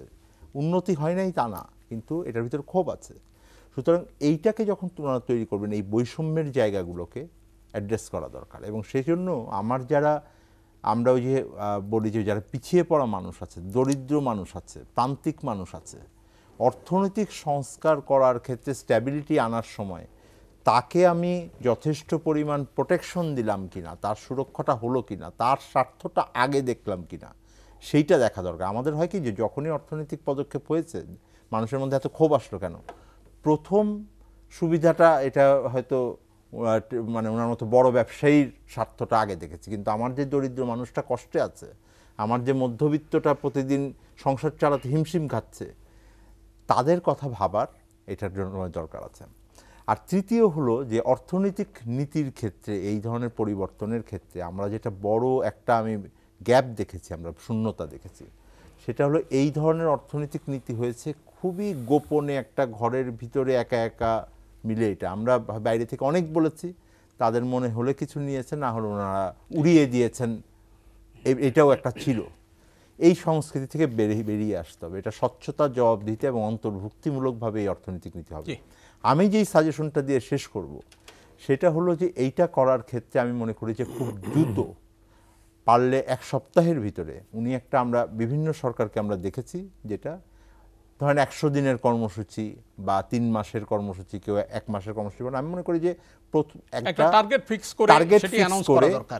এই কর্মসূচি এইগুলো আমি করব, একটা টার্গেট সেটিং করতে হবে। এটা অর্থনীতির জন্য যেমন সত্যি, হয়তো সার্বিক পরিস্থিতির জন্য ক্ষেত্রে, এবং এইটা আমি মনে করি যে যেই মন্ত্রণালয়ের দায়িত্বই পাবেন তারা এটাকে তৈরি করবেন, এবং কালেকটিভলি আমি মনে করি যে এটা এখন যেটা রণবীর বলেছেন যে হয়তো সংখ্যা বাড়াতে পারেন, আপনি লোক আনতে পারেন, সেটাও যেমন সত্যি, কিন্তু তার বাইরেও যাদেরকে নিয়ে তাদের কাজ করার দরকার আছে তারা মনে করবেন। আমি মনে করি যে তাদের সেই আহ্বানটা করা দরকার। যদি এটা সত্যি ওরকম একটা বিপ্লব হয় এবং তারা মনে করেন যে সবাইকে নিয়ে আমি চলবো, তাদেরকে প্রমাণ করতে হবে যে তারা একটি অন্তর্ভুক্তিমূলক এবং ওপেন একটা মাইন্ডেড নিয়ে তারা এখানের ভিতরে আসছেন। আমি সব নিজেরা আমরা করে ফেলতে পারি। আমি মনে করি যে এই যে একটা কালচার তৈরি হয়ে গেছিল বাংলাদেশের নীতি নির্ধারণে, এইটা থেকে বের হয়ে আসার দরকার। হ্যাঁ, কালচার আসলে আলসারে পরিণত হয়েছে, তার থেকে জাতির উত্তরণ দরকার। জনাব সালাউদ্দিন আহমেদ, ছাত্র শিক্ষক জনতার যে গণ অভ্যুত্থান, তারপরে নতুন সরকার, স্বল্প, দীর্ঘ এবং মাঝখানে মধ্য মেয়াদে কি পরিকল্পনা নেওয়া উচিত বলে আপনি মনে করেন? আসলে আমাদের ছাত্র শিক্ষক এবং জনতার এই আন্দোলনের ফলেই আজকে আমাদের কেয়ারটেকার বলেন আর অন্তর্বর্তীকালীন সরকারের আবির্ভাব ঘটেছে। এটাকে উত্তরণ করতে হলে আপনাকে প্রথমেই আমরা দুঃশাসন যেটা আমাদের হয়ে আসছিল এটাকে নিবৃত্ত করতে হবে, এবং এই কুশাসনের যারা ছিল এটাকে সাজাইতে হবে, এবং মানুষের সর্বোপরি মানুষকে যে আপনার মানুষের অধিকার এবং মানুষের কথা বলার যে অধিকার, মানে স্বাধীনতা যেটা, সেটা তো আমাদের এখন ইনশাল্লাহ আসছে, এবং এটাকে পরিপূর্ণভাবে নিয়ন্ত্রণ বাহিনী থেকে এটাকে মুক্ত রাখতে হবে। কেননা আমরা আমাদের গণমাধ্যম বলেন, বিগত 15 বছরে আমরা সবসময় নিষ্পেষিত হয়ে আসছি যে আমরা সবসময় সত্য তুলে ধরতে পারি নাই। অনেক সময় সত্য তুলে ধরলে তাইলে যে সরকার গঠন করে তার অনেক উপকারে আসে, সে তার খারাপ লাইনগুলোকে সে চিহ্নিত করতে পারে। কিন্তু বিগত গভর্নমেন্টের সময় আমরা দেখছি যে আমাদেরকে সংবাদপত্রের বলেন, গণমাধ্যম বলেন, সব কিছুর স্বাধীনতা একেবারেই ছিল না। তার কারণ আমরা কোনো কিছু বলতে গেলেই আমাদের নিয়ন্ত্রণ বাহিনী থেকে আমাদেরকে সবসময় নিয়ন্ত্রণ করা হতো, যার কারণে আমরা সবসময় কিন্তু মানুষের চাহিদার প্রতিফলন ঘটাতে পারি নাই। এবং কিভাবে সরকার চললে ভালো হবে, দেশের ইকোনমি সাস্টেইনেবল হবে, সেই জিনিসটা জনগণ থেকে আসবে। সেই জনগণের সেই মূল্যায়ন না করার প্রেক্ষিতে মানে সরকারের যেই যারা নাকি তাদের অঙ্গ সংগঠন বলেন বা যাদের অনুসারী বলেন বা পারিবারিক তন্ত্রের যারা আছে, তারা কিন্তু বিভিন্ন হাইব্রিড বলেন, তারা সবসময় এটাকে নিয়ন্ত্রণ করে গেছে এবং তাকেও আমার মনে হয় অনেকাংশে তার থেকে দূরে রেখেছেন। এবং তিনি সাবেক প্রধানমন্ত্রী, তিনিও অনেক সময় সেটাকে মূল্যায়ন করতে চান নাই যে জনগণের কথা আমরা শুনি, জনগণে কি চায় সেটা আমরা পালন করি। যখন যেভাবে ইচ্ছা হয়েছে মানে তাদের দুর্বৃত্তায়নের, তারা সেভাবেই দুর্বৃত্তায়ন করে গেছে, এটা নিয়ন্ত্রণ নেই। এই নিয়ন্ত্রণ না হওয়ার কারণেই আজকে এই গণ আন্দোলন এবং তারা সংস্কারের কথা যেটা বলছেন এটাও সত্য। তো এটা সেখান থেকে ঘটছে। আর আজকে আমাদের ছাত্র আন্দোলন এবং ইতিমধ্যে যেই গত 1-1.5 মাস ধরে যেটা হয়েছে, এর আগেও ছিল, ছাত্র আন্দোলন আগেও হয়েছে, এরপর অনেক আন্দোলন হয়েছে, কিন্তু কোনো আন্দোলনেই আমাদের সরকার সেটাকে চিন্তা করে নাই এবং তার পরিবর্তনের চেষ্টা করে নাই। আর চেষ্টা না করার ফলে যেটা হয়েছে সেটার জন্য আজকে ওনাকে এই গ্লানি নিয়ে ওনাকে পালিয়ে যেতে হয়েছে। তিনি যদি আগের থেকে মানুষের জনগণের কথা শুনতেন এবং আমাদের সংবাদপত্রের বলেন, গণমানুষের কথা বলেন, এগুলি স্বাধীনতা থাকতে তিনি অনেকটা বুঝতে পারতেন এবং সেটা সঠিক চিত্র তার কাছে ফুটে উঠতো এবং সেভাবে উনি পরিচালনা করলে আমার মনে হয় না তাকে এইভাবে গ্লানি নিয়ে যেতে হতো। জি, জনাব মোফাজ্জল করিম, সঠিক গণতন্ত্রের চর্চা কিভাবে করা সম্ভব? দেখুন, গণতন্ত্রের প্রথম কথা হচ্ছে জনগণের বক্তব্য যেটা, সেটা প্রকাশ করার স্বাধীনতা আপনাকে দিতে হবে। মুখে বলেন, লেখনীতে বলেন, যে কথা ভাই বললেন যেটা আর কি, এটা সংকুচিত, একদম সম্পূর্ণ সংকুচিত হতে হতে নির্বাসিত হয়ে গেছিল। দ্বিতীয়ত, সবচেয়ে ইম্পর্টেন্ট রাষ্ট্র পরিচালনার ক্ষেত্রে যেটা, সেটা হচ্ছে আপনাকে একটা ফ্রি অ্যান্ড ফেয়ার ইলেকশন করতে হবে। আপনি ওখানে ওই চেয়ারে বসে আছেন এবং আপনি বললেন যে না আমি এখান থেকে সরব না, আর কিছুই সরব না। অথচ আমরা সবাই বললাম যে না আপনি এটা চালাতে পারছেন না, আপনি এখানে আসেন, আমি যাই বা উনি যাক।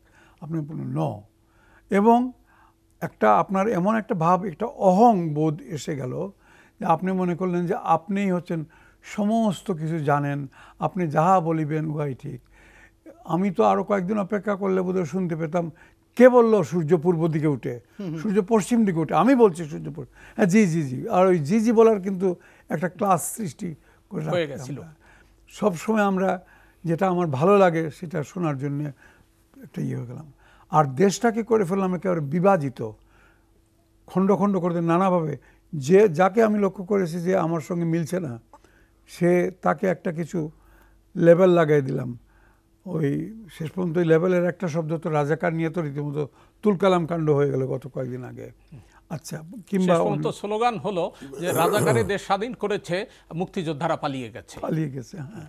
তো এই সমস্ত ঠিক আছে, রাজাকাররা যারা, তাদের শাস্তি দেন, আপনি বিচার করেন, আইনত বিচার করেন, শাস্তি দেন, ঠিক আছে। কিন্তু এই ধরনের ছাত্রদের আন্দোলনের সময় আপনি এমন বক্তব্য দিবেন যে বোঝা যাবে যেন যারা আন্দোলন করছে তারা সব রাজাকারের বাচ্চা। তো এইগুলো মানে দেশটাকে বিভাজিত করাটা সর্বনাশ হয়ে গেছে। ভুলে গেছিলেন যারা এত দম্ভ করলেন, করে মনে হচ্ছিল যেন এটা পৈতৃক সম্পত্তি বাংলাদেশটা আর কি। এই 56,000 বর্গমাইল এটা পৈতৃক সম্পত্তি, এটা উত্তরাধিকার সূত্রে পেয়েছেন। তারা ভুলে গেলেন যে 71-এ যে একটা যুদ্ধ হলো, মুক্তিযুদ্ধ, পৃথিবীর ইতিহাসে এরকম যুদ্ধ খুব কম হয়েছে। সেটাতে আমরা সাফল্য অর্জন করতে পেরেছিলাম, কারণ জাতি তখন ঐক্যবদ্ধ ছিল। বঙ্গবন্ধু একটা কাজই করেছিলেন সাংঘাতিকভাবে, সেটা সমস্ত জাতিটাকে ঐক্যবদ্ধ রেখে। আর সেই ঐক্যবদ্ধ জাতিটাকে দুঃখের সঙ্গে বলতে হচ্ছে তার কন্যার হাতে পড়ে এটা বিভাজিত হয়ে গেল। তো বিভাজিত কিছু নিয়ে তো এরকম ইয়ে করা যায় না। আর অহংকার, সাংঘাতিক দাম্ভিকতা আর অহংকারের, যার জন্যে ওনাদেরকে আমি দেখতে পারি না, সহ্য করতে পারি না। ওনারা অমুক তমুক ইত্যাদি ইত্যাদি। ওনারা যদি 5 টাকার যদি কোনো অন্যায় করে থাকে, সেটাকে আমি 5,000 কোটি টাকা দেখাইয়া শাস্তির ব্যবস্থা করেছি। আর আমি বা উনি, আমরা যদি 5,000 কোটি টাকাও যদি আমরা অন্যায়ভাবে অর্জন করি, দুর্নীতি করি, সেটাকে আমি প্রশ্রয় দিয়ে সায় দিয়েছি। যার ফলে হোয়াট ইজ মানি লন্ডারিং, এই যে বাইরে হয়ে গেছে। মনে করেন কি আপনি আপনার বাংলাদেশ ব্যাংক অথবা আমাদের যে সমস্ত কর্তা ব্যক্তিরা দেশ চালালেন 15 বছর, তারা জানতেন না? জানতেন। এবং দুষ্ট লোকে বলে যে এখানে 10 আনা 6 আনার ব্যাপার ছিল। আমি 10 আনা বাইর করে নিয়ে গেছি, 6 আনা আপনাকে দিয়া আপনি তখন রেখেছি, চালায় যাও, শান্ত রেখেছেন। হ্যাঁ, 6 আনা দিয়ে। এবার আমাদের প্রত্যাশা, আমাদের তরুণ সম্প্রদায় যার শিক্ষা দিল, আমাদেরকে শিখিয়ে দিল যে এইভাবে নয়, দেশ যদি এইভাবে চালান তাহলে রোজ কিয়ামত পর্যন্ত আপনারা এক শ্রেণী এটা চালিয়ে যাবেন। আর আমরা যারা সাধারণ জনগণ, তারা আমরা কিন্তু নিষ্পেষিত হতেই থাকব। এখান থেকে শিক্ষা নিতে হবে, এবং এই শিক্ষাটা নিতে হবে আমাদের কার্যকর্ম যা কিছুই করি না। সামনে নির্বাচন আসবে, তারপরে সামনে ওই আপনার দুর্নীতি দমন। দুর্নীতির জন্য আমার এত কষ্ট লাগে, কারণ প্রায় প্রত্যেকটা টক শোতে আমি এই কথাটা বলেছি আর কি, যে এটা যদি সমূলে উৎপাদন না করেন, অন্তত এটা উৎপাদন করার জন্য আপনাদের প্রচেষ্টাটা যদি দৃশ্যমান না করেন, বছরে বেশি না 4-5টা বড় বড় দুর্নীতি মাছকে, রুই কাতলা যেটাকে আমরা বলেছি, ধরুন, দেখবেন নিচের দিকে সব ঠিক হয়ে গেছে। এটা প্রশাসনিক অভিজ্ঞতা থেকে বলেছি, কে শুনে কার কথা। এটা আমাদের দূর করার সময় এসছে। এবং আমি আনন্দিত ডক্টর ইউনূসের সঙ্গে তার সাথীরা যারা আছেন, তারা ইমেজ ভাবমূর্তি, মাশাআল্লাহ, আল্লাহ এরকম রাখুক, দোয়া করি আল্লাহ রাখুক। এবং দোয়া করি যে যারা শহীদ হয়েছে, সেটা 250 জন নাকি 2050 জন, সময়েই বলে দিবে একদিন, তাদের রক্তটা যেন বৃথা না যায়। আল্লাহ তাদের জান্নাতবাসী করুন, শহীদি দরজা দিন, এবং এর থেকে যেন আমরা শিক্ষা গ্রহণ করতে পারি। আমাদের জাতিটা যেন সব কিছু ঊর্ধ্বে বাংলাদেশ, সমস্ত কিছুর ঊর্ধ্বে বাংলাদেশ আছে, বাংলাদেশ উন্নতি করছে, আমি আপনি আমরা সবাই আছি, আমাদের বংশধররাও তাহলে ঠিক থাকবে। জি, অসংখ্য ধন্যবাদ জনাব মোফাজ্জল করিম। আমাদের হাতে আরও একটু সময় আছে। জনাব গোলাম মাওলা রনি, কিছু শেষ কথা আপনার কাছ থেকে শুনি। না, আমার শেষ কথাটা বলতে এই সরকারের জন্য আমার নিজের ব্যক্তিগত চাওয়া, সেটা হলো আমি আমার নিজের জীবনে সেখানে সফল হয়েছি যেই জায়গাগুলোতে আমার চিন্তা চেতনা এবং কর্ম কাউকে ইমপ্রেস করার জন্য ছিল না। কর্মের জন্য আমার একটা ইবাদতের মতো আমি যে কর্মগুলো নিয়েছি। আর যেখানে আমি খুব বেশি মানুষকে দেখানোর জন্য, তালি পাওয়ার জন্য, ধন্যবাদ পাওয়ার জন্য কাজ করেছি, প্রায় সব ক্ষেত্রেই আমি ব্যর্থ হয়েছি এবং অপমানিত হয়েছি। তো আমার এই জীবনের দিক থেকে এই সরকারের জন্য আমার অনুরোধ হলো, আপনারা আসছেন শুধু নির্বাচন করার জন্য, একটা সুন্দর সুষ্ঠু নির্বাচন করার জন্য। শুধু দরকার ভালো একটা নির্বাচন কমিশন গঠন করা, ল অ্যান্ড অর্ডার সিচুয়েশনটা ঠিকমতো এনে জনগণের ভোটটা যেন সুন্দরভাবে দিতে পারে, এই কাজটি যত দ্রুত সম্ভব সেই কাজ করে তারা যদি সসম্মানে চলে যান, তারা অমর এবং অক্ষয় হয়ে থাকবেন। কিন্তু কেউ যদি বলে আমার এখন রাষ্ট্র মেরামত লাগবে, সংবিধান আমার মেরামত করা লাগবে, আমাকে ওটা করতে হবে, ওটা করতে হবে, আমাকে তো 2 বছরের জায়গায় 3 বছর থাকতে হবে, 6 মাসের জায়গায় 9 মাস থাকতে হবে, আমি আজকের এখানে লিখে দিলাম যে দেখবেন যদি এই 6 মাস পরে, 6 মাসের যদি তারা ডেট ওভার করে, 6 মাসের পরে দেখবেন বিএনপি আওয়ামী লীগ এক হয়ে গেছে, এমনকি জামাত এক হয়ে গেছে। এবং সমস্ত বিশ্ববিদ্যালয়গুলো এর কারণ হলো শুনেন, আওয়ামী লীগ পেরেছে 35% লোক আওয়ামী লীগ করে টিল নাও। আপনি দেখেন এত কিছুর উপরও গোপালগঞ্জ আলাদা হয়ে গেছে। গোপালগঞ্জে সব মানুষ শপথ করেছে তারা শেখ হাসিনাকে ফেরত নিয়ে আসবে। এত চাপের মধ্যে আপনি চিন্তা করেন যে দিস ইজ পলিটিক্যালি স্ট্রেংথ। বিএনপিকে শেষ করা যায়নি কেন? অলমোস্ট 35% লোক বিএনপি করে। জামাতকে আওয়ামী লীগ শেষ করতে পারেনি, এর কারণ হল প্রায় 10% লোক জামাত করে। তো মূল ব্যাপার হলো এখন এই যে প্রত্যেকটা রাজনৈতিক দল, আপনি একটা বিষধর গোকরা সাপ নিয়ে একটা রাজনৈতিক দল নিয়ে খেলা মানে মানে গোকরা সাপ নিয়ে খেলা। এখন এরা কি কাজ করছে? আওয়ামী লীগের 35% লোকদের অ্যাগেনস্টে সে 65% লোকের জনসমর্থন নিয়ে সে 6 মাসের বেশি করতে পারবে না। কিন্তু 65% লোক যদি চলে যায়, আওয়ামী লীগ তো তার জন্য শত্রু হয়ে আছে। এই লোকগুলো যদি রাস্তায় করে জাস্ট 1 ঘন্টা লাগবে এই সরকারের জন্য, মানে মানে এই সরকারের পতন হতে 1 ঘন্টা লাগবে যদি এই রাজনৈতিক দলগুলো ঐক্য হয়ে যায়। ফলে সেই দিকে না গিয়ে তারা তাদের যে আরাধ্য যে কাজটা আছে শুধুমাত্র নির্বাচন, একটা সুষ্ঠু নির্বাচন করার জন্য ওখানে সীমাবদ্ধ থাকলে আমি মনে করি ভালো করবে। তৌফিকুল ইসলাম খান, 30 সেকেন্ডে যদি আপনি কিছু বলেন। আমি অর্থনীতির বাইরে 5টা পরামর্শ আমি দেই। একটা হলো যে এটা অনেকেই বলেছেন কিন্তু খুব দ্রুত আমি মনে করি যে সামারি এসছে সবার কথার। একটা হলো যে বাক স্বাধীনতাকে আপনার উপর যেই আমি যে 5টি কথা বলছি 5টি হয়তো আগের সরকারের ভুল হিসেবে আমরা দেখি। বাক স্বাধীনতাকে রাখবেন, বহুমত সহিষ্ণুতা রাখবেন। আমি মনে করি যে তাদের যে এক ধরনের আমিত্ববোধের ভিতরে আগের শাসকরা ছিলেন, সে আমিত্ববোধ থেকে বাইরে থাকবেন, অহংকার থেকে বিনয়ী থাকবেন। এবং সবচেয়ে বড় কথা হলো যে ঐক্যবদ্ধ থাকার চেষ্টা করবেন, যে সকল ধরনের জনগণ, সকল দলের জনগণ, এমনকি আওয়ামী লীগের সমর্থক জনগণকেও আপনারা অন্যভাবে দেখবেন না। আমি মনে করি যে যখন কেউ সরকারের পদে বসেন তখন তিনি সারা দেশের মানুষের সরকার হন, এবং এই প্রত্যাশাটাই আমার এই সরকার। অসংখ্য ধন্যবাদ। জনাব সালাউদ্দিন আহমেদ। ধন্যবাদ। আমার শেষ কথা একটাই, যে আসলে যারা দুর্নীতি করে গেছে তাদের দুর্নীতিবাজদেরকে আইনের আওতায় এনে বিচার করতে হবে, এবং আমাদের যে জনগণের যে চাহিদা, মানুষের ভোটের অধিকার, সেটাকে ফিরিয়ে দিতে হবে। অন্যদিকে যে দ্রব্যমূল্যের যে ঊর্ধ্বগতি, এই ঊর্ধ্বগতির যে কারণগুলি নির্ণয় করে যাতে মানুষ সহজে দ্রব্যমূল্যের গতি ফিরিয়ে আসে, তার জন্য উদ্যোগ গ্রহণ করতে হবে। এগুলি করা হলে তাহলে আমি মনে করি এই সরকার এবং একটা সুন্দর আগামী দিনের জন্য একটা মানে ইলেকশনের বা গভর্নমেন্ট যাতে আসতে পারে, ভোটের অধিকার যাতে আমরা ফেরত পাই, তার একটা লাইন এবং তার যে একটা সিস্টেম তৈরি করার জন্য কিন্তু রূপরেখা তৈরি করবেন। এটার জন্যই তারা স্বল্প মেয়াদে এসছেন। তো সুতরাং স্বল্প মেয়াদে থেকে তারা যদি আমাদের দুর্নীতি এবং অন্যান্য যেই অপকর্মগুলি ছিল এগুলিকে যদি সাজিয়ে দেন, তাইলে আমরা মনে করি ওনারা সফল হবেন, এবং ওনারা যদি সঠিক করে দিয়ে যান তাইলে মানে সবসময় পরবর্তী সরকার সেটা সিস্টেম ধরে রাখবে, এবং দুর্নীতি বা ভালো কিছু না করতে পারলে অবশ্যই সেটা ওনারা টিকতে পারবেন না।